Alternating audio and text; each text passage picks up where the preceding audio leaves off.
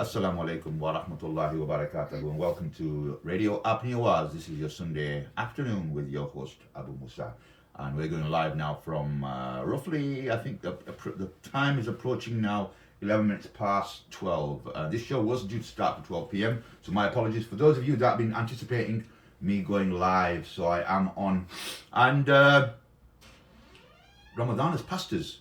I don't think I've done a show throughout Ramadan. I've been I think out of action most of the month of Ramadan. I think we had a few sessions where we weren't able to attend, and others I think I struggled with the timetable and schedule that I had.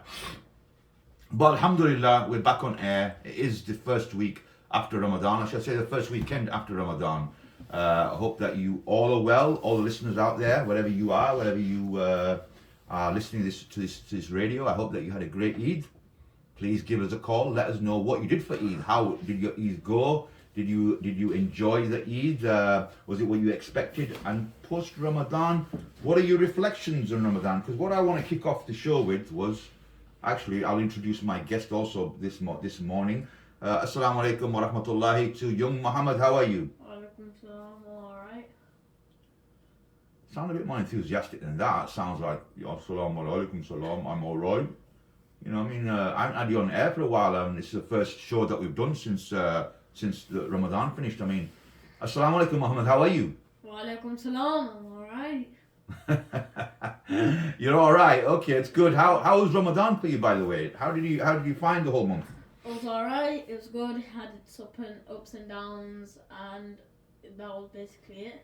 Because what I want to do right now, quickly, is I want to analyze our Ramadan. Because I think it's really important that when a month like Ramadan passes by, we don't just let it pass by and not learn anything and take anything from that month. I think it's important that for us as Muslims, more than anything, is that we take stock and we kind of reflect on that month, and we kind of maybe draw some lessons from that month that we can take forward with us going forward. Because the whole point is Ramadan is a month of change, and if we are not changing, then we're leaving Ramadan not making any kind of adjustments in our life, not improving and not becoming the better version of ourselves. For me, it's important that each Ramadan I am adding something, some value to my life. I'm increasing some aspect of my ibadat, or just a good habit that I developed in Ramadan going forward into my life. So it's important that as a Muslim today, that you are not the same Muslim walking out of Ramadan than you walked into Ramadan. So that's my question to you, Muhammad. What do you feel leaving Ramadan you've gained? What have you added? I'm not asking about the pounds that you might have gained around your stomach, right? Because that's not what I'm saying. I'm saying, what have you gained from the month of Ramadan now that you've left Ramadan? I gained a lot of learning and a lot of teaching by. Let's be specific here. What do you feel that you've learned in this month that's a lesson that you will take forward for you as an individual? So between now and next Ramadan, what are you going to introduce into your life that's going to be a change that you're going to carry forward? Not to be greedy. Not to be greedy. Okay. So that was and to help out a lot, because in Ramadan I was helping making the food. Like the first night when my mum was sitting in bed and my dad was in bed asleep, I basically made iftar. I was ready. I was so prepared. I had everything out. I had burgers on the menu. I was literally about to do everything by myself. And then next thing I know, my mum's friends come and got the lasagna. So I'm there thinking, right, is that our iftar? Because it don't look like that much, and we've got a lot of people in our house that are gonna eat. Because it was like a little piece, probably about 5 slices you can get out of it. And so then next thing I know, I'm there and I've made iftar, I've made burgers and I've made chips. So I guess to help out a lot more, because throughout Ramadan I probably helped out the most, because I put the fruit up, I put the plates out, I put the bananas out. There'd be times iftar was open, and I think one time I didn't open it till about 5 minutes later, but I didn't go boasting around, oh, I haven't opened it, let me open my fast.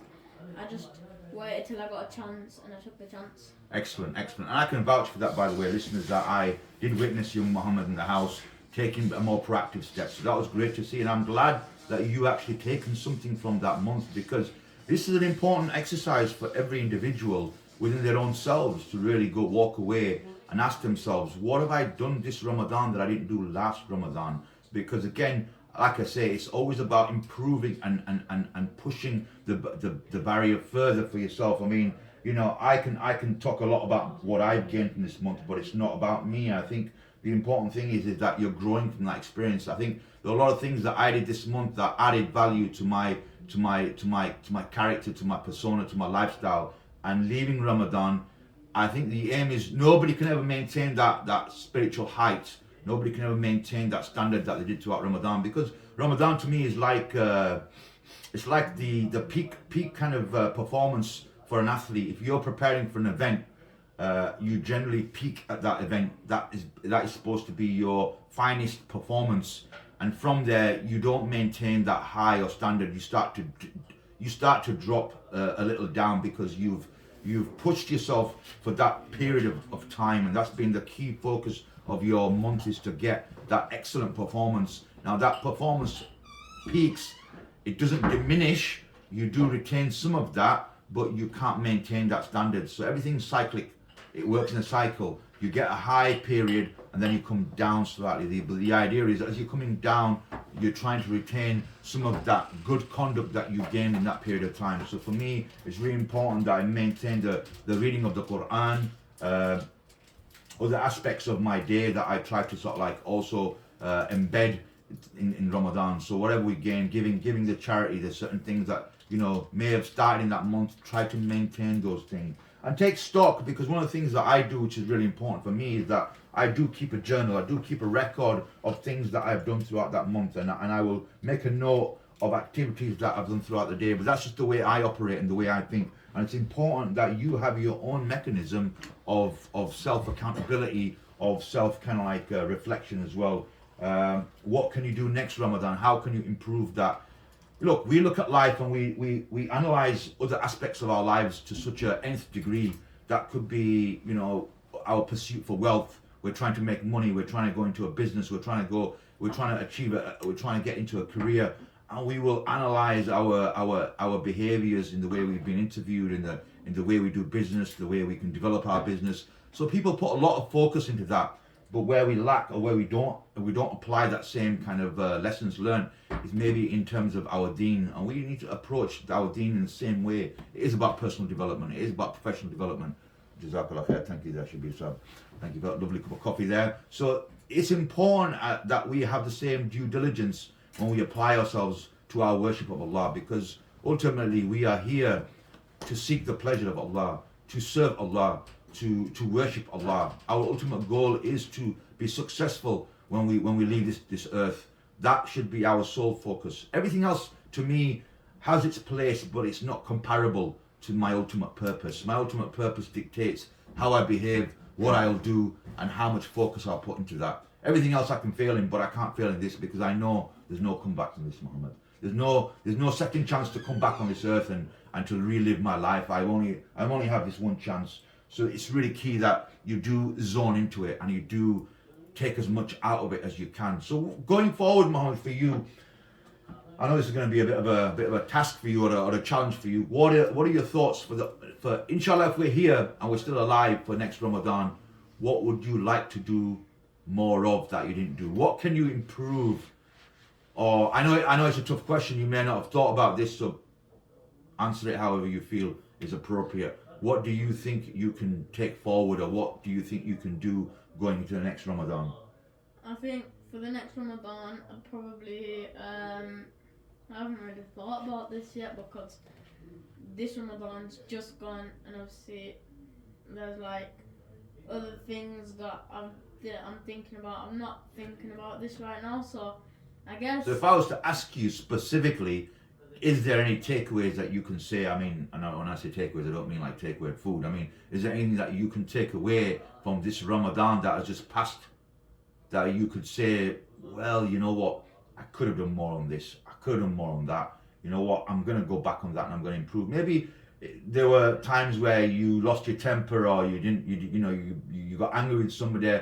Is there something that you can do that can become better next?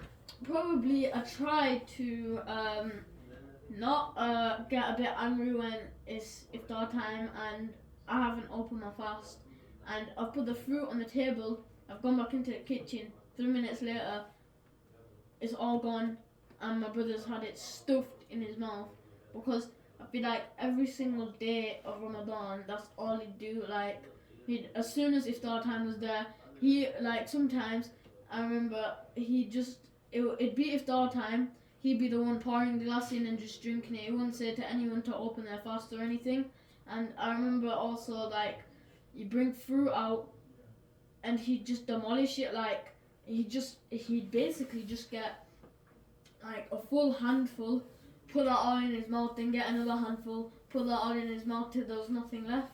And the only things that he didn't have were the things that he didn't like. So the things like blueberries or pomegranates, he didn't like those. I don't like those either, so I wouldn't really eat those. But stuff like strawberries, grapes, bananas, all those types of stuff, and watermelon, I probably got like one and then gone back into the kitchen, and then next thing I know they're just like all gone, and the only thing left of it is like a little piece, like not even, you can't even call it a piece, like say the front bit of strawberry, someone's got a knife and they just cut that little piece off. So you know how the strawberry gets bigger and bigger and bigger? The smallest part of a strawberry, it's like they've cut that off and they've just left that there. That's a very interesting thing for you to share. So the thing is, so I wouldn't get next Ramadan. I don't want to get angry at that, and hopefully he doesn't be a bit greedy. Well, thank you very much, Mohammed, for that insight into your life and into the days of your Ramadan and how you lived them and what you can change. I'm sure young people out there listening, you can also take valuable lessons from that you can also, do something to change. I would say to you that, keep a little journal, keep a little diary or something where you can record your habits, your moods, your feelings on those times in Ramadan. How are we doing for time, Mohammed? 12 minutes 30. Right, can you pause it now? We're gonna take a little break there, and we're back after these short little machines.